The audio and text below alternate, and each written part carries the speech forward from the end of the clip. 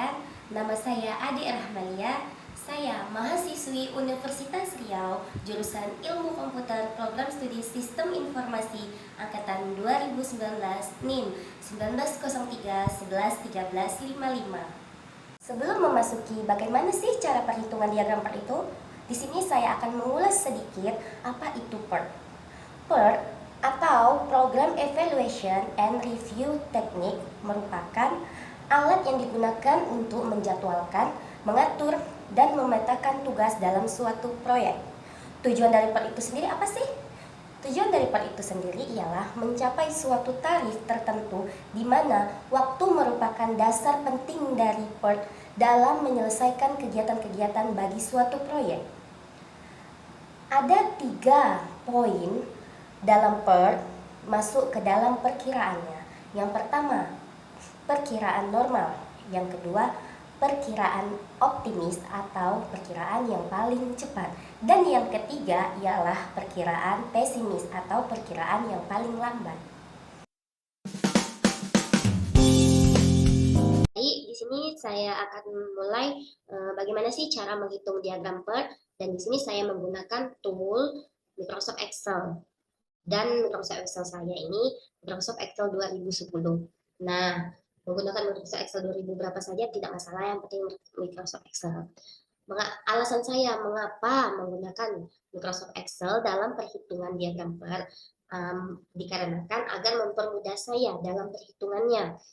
Karena di dalam Excel itu terdapat rumus-rumusnya, jadi kita perhitungannya tinggal mengklik rumus Excel-nya akan keluar manual nilai, akan keluar otomatis hasilnya. Jadi kita tidak perlu menambah-nambah dengan cara manual. Baik, langsung saja kita masuk. Di sini sudah ada tabel proyek pengembangan sistem pembangunan tempat ibadah, di mana dalam tabel tersebut proyek tersebut memiliki 7 aktivitas. Aktivitas pertama ialah analisis kebutuhan website sistem donatur. Yang kedua ialah aktivitas pemodelan sistem. Yang ketiga, aktivitas desain dan pemrograman website sistem donatur. Aktivitas keempat ialah persiapan dan pelatihan user admin. Aktivitas kelima ialah pengujian website. Aktivitas keenam ialah implementasi, dan aktivitas ketujuh ialah pemeliharaan website. Di mana aktivitas-aktivitas tersebut kita harus membuat jalur aktivitasnya. Di mana jalur aktivitasnya di sini disimbolkan dengan abjad dari A sampai G. Dan jalur aktivitas tersebut harus memiliki aktivitas lanjutannya, di mana aktivitas A memiliki aktivitas lanjutan B, C, D, aktivitas B memiliki lanjutan aktivitas E, aktivitas C memiliki lanjutan aktivitas F, aktivitas D memiliki lanjutan aktivitas F, aktivitas E memiliki lanjutan aktivitas G, aktivitas F memiliki lanjutan aktivitas G, dan aktivitas G tidak memiliki aktivitas lanjutan. Selanjutnya, di dalam aktivitas tersebut memiliki durasi waktu. Dan sudah saya jelaskan tadi di awal bahwa waktu merupakan hal terpenting dalam suatu proyek. Maka di sini ada 3 waktu perkiraan yang sudah saya jelaskan juga sebelumnya, bahwa ada normal, optimis, dan pesimis. Di sini saya hanya menjelaskan bagaimana cara perhitungan pengerjaan waktu dalam waktu normal. Di sini sudah tertera waktu-waktunya sesuai aktivitasnya. Nah, langsung kita memasuki saja. Yang pertama ialah kita menggambar terlebih dahulu bagaimana diagram aktivitasnya. Diagram aktivitasnya berbentuk seperti ini. Nah, mengapa sih Kak berbentuk seperti ini? Nah, diagram aktivitas ini kita gambarkan sesuai jalur aktivitas dan aktivitas lanjutannya. Tadi kan sudah dibilang aktivitas lanjutannya apa aja. Di sini kita gambarkan aktivitas A, aktivitas lanjutannya ialah B, C, D sesuai dengan tabel tersebut. Aktivitas B lanjutannya aktivitas E, aktivitas C, D lanjutannya aktivitas F, dan aktivitas EF lanjutannya adalah aktivitas G. Aktivitas G tidak memiliki aktivitas lanjutan, maka berhenti sampai sini. Oke, selanjutnya ialah kita akan mencari atau membuat jaringan aktivitasnya. Di mana jaringan aktivitas tersebut gambarnya sama dengan diagram aktivitas yang pertama tadi kita cari. Nah, di sini bedanya kita mulai menghitung nilai, di mana nilai yang kita hitung ialah nilai ES, EF, LS, dan LF. Apa sih ES itu, EF itu, LS itu, Nah, ES itu ialah early start, sedangkan EF itu ialah early finish, LS itu ialah late start, dan LF itu ialah late finish. T dan TF ini ialah time, ini time start dan ini time finish. Oke, kita masukin saja. Kita buat tadi sudah sesuai dengan diagram aktivitas pertama. Nah, kita masukinlah ini dia time-timenya terlebih dahulu. Dari mana sih Kak dapat time-timenya ini? Nah, dari tabel tadi. Kan ini dia time-nya, time waktu yang normal. Nah, kita masukinlah di sini. Yang ini saya tandai dengan warna kuning. Ini adalah time per aktivitas masing-masing. Nah, selanjutnya Kak, bagaimana cara mencari nilai ES? Nah, ini terlebih dahulu kita menggunakan rumus forward, yaitu ke kanan. Arah kanan terlebih dahulu, arah kanan terus kemari, sampai akhir forward. Nah, early start aktivitas A kita mulai dengan 0 karena dia aktivitas awal, maka kita mulai dari 0. Nah, untuk mencari early finish-nya di sini sangat mudah karena early finish itu ialah didapat dari early start ditambah time, di mana hasilnya sama dengan 1 karena 0 ditambah 1 hasilnya 1. Nah, di sini saya menggunakan rumus Excel-nya. Rumus Excel-nya ialah sama dengan early start ditambah time, hasilnya 1. Begitu seterusnya untuk aktivitas B, C, D, E, F, dan G untuk mencari early finish. Nah, sebelumnya masing-masing aktivitas early start-nya berbeda, tergantung early finish masing-masing. Maksudnya Kak, nah kita contohkan nih aktivitas yang B.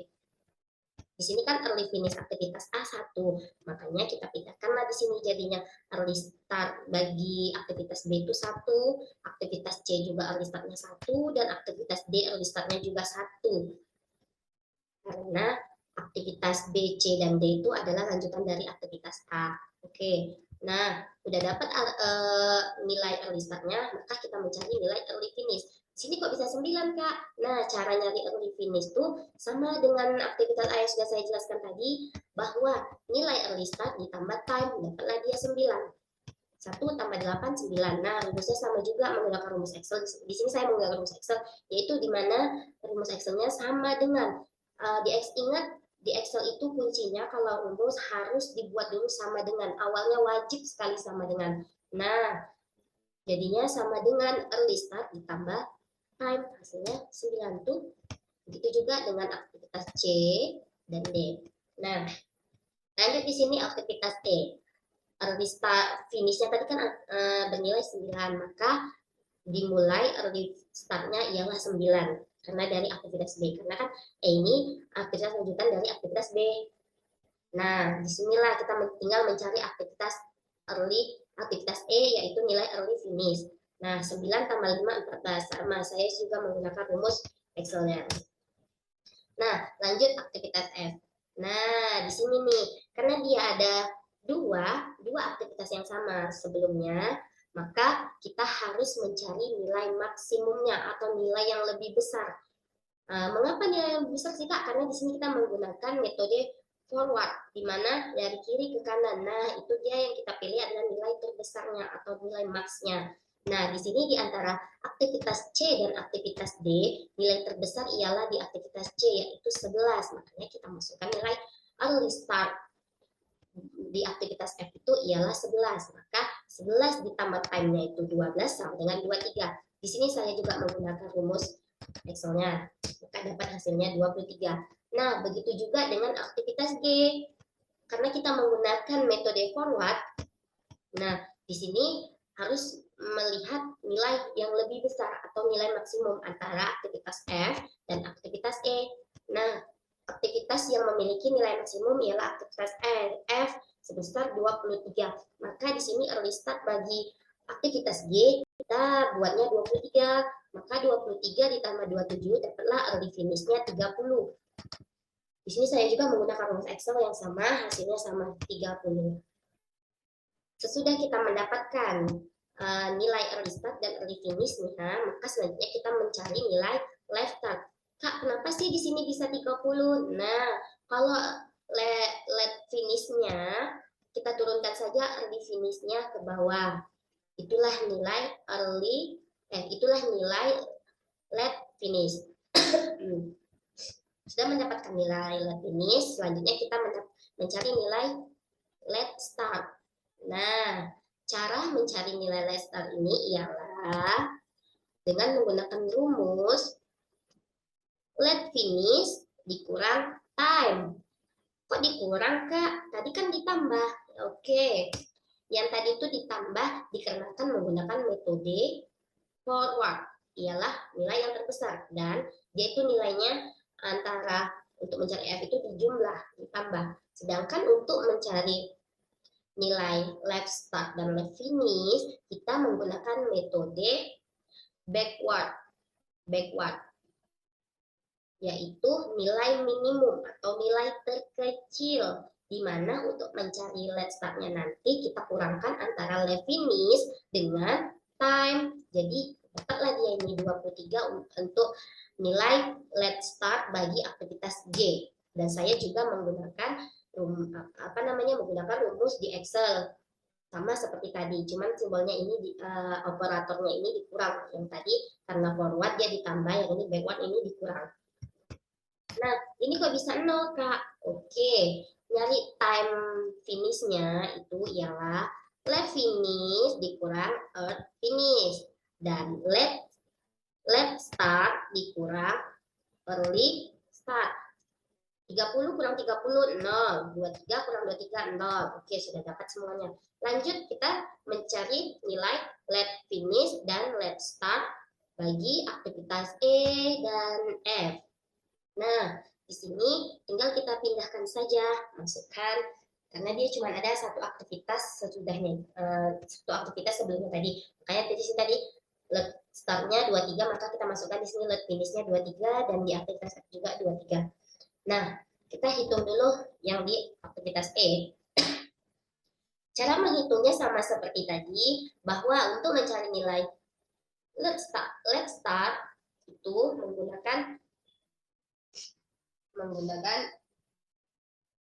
rumus bahwa let finish dikurang time. Dapatlah dia let startnya, di mana 23 dikurang 5, hasilnya 18. Nah, mencari time finishnya juga sama seperti tadi. Kita kurangkan let finish dikurang early finish, hasilnya 23 dikurang 14, hasilnya 9. Dikurang 9, hasilnya juga 9. Begitu juga caranya sama dengan aktivitas B untuk mencari nilai let finish dengan let start dan time finish. Lanjut, kita mencari nilai aktivitas C dan D untuk nilai LF, LS, dan TF. Caranya sama juga seperti aktivitas sebelumnya. Nah, terakhir kita mencari nilai LF dan LS dan TF di aktivitas A. Nah, di sini kan setelah aktivitas A ada aktivitas lanjutannya 3, yaitu aktivitas B, C, dan D. Nah, kita tidak bisa langsung memasukin aktivitas LF-nya. Kita harus mencari dulu nilai minimumnya, karena di sini kita menggunakan metode backward, di mana backward itu kita memilih nilai yang paling rendah atau nilai minimumnya. Dari antara aktivitas B, C, dan D ini, nilai LS-nya yang paling rendah ialah aktivitas C, yaitu nilainya 1. Makanya kita masukinlah nilai LF-nya, let finish-nya di aktivitas A itu 1. Selanjutnya untuk mencari nilai let finish-nya, let start-nya, let finish dikurang time, jadi hasilnya 1 kurang 1, 0. Begitu untuk mencari nilai TF-nya sama seperti sebelumnya juga, cara perhitungannya 1 dikurang 1, 0, 0 kurang 0, 0, maka 0. Oke, selesai untuk jaringan aktivitasnya. Lanjut, kita memasukin critical path atau jalur kritis. Kita di sini harus mencari mana sih jalur kritisnya. Nah, sebenarnya kita harus membuat dulu jalur-jalur apa aja yang bisa dilalui. Yang pertama ada jalur A, B, C, G. Jalur kedua ialah A, C, F, G. Jalur ketiganya ialah A, D, F, G. Jadi ada 3 jalur. Selanjutnya kita menghitung berapa hari sih waktu pengerjaannya. Nah, jalur pertama tadi kan jalur A, B, E, G. Kita hitunglah 1 tambah 8 tambah 5 tambah 7 sama dengan 21 hari. Di sini saya menggunakan rumus Excel juga. Nih, sama dengan kita klik aja masing-masing ke aktivitasnya waktunya. Tinggal kita enter, dapatlah dia. Begitu juga dengan jalur kedua dan jalur ketiga. Sama. Terus tinggal kita tentukan jalur kritisnya. Jalur kritis itu ialah jalur yang paling lama selesainya atau yang memiliki nilai paling tinggi antara jalur-jalur tersebut. Di sini jalur kedua merupakan jalur kritis dikarenakan waktu pengerjaannya yang paling tinggi atau yang paling lama, paling besar ialah 30 hari. Di sini biar mempermudah saya menandainya menggunakan warna hijau untuk jalur kedua, A, C, F, G, karena itu merupakan jalur kritisnya. Maka lama pengerjaannya 30 hari. Kalau kita ubah per minggu jadi per minggunya, maka selama 4 minggu 2 hari. Itulah tadi cara perhitungan dan membuat diagram PER menggunakan tool Microsoft Excel. Semoga bermanfaat. Terima kasih. Wassalamualaikum warahmatullahi wabarakatuh.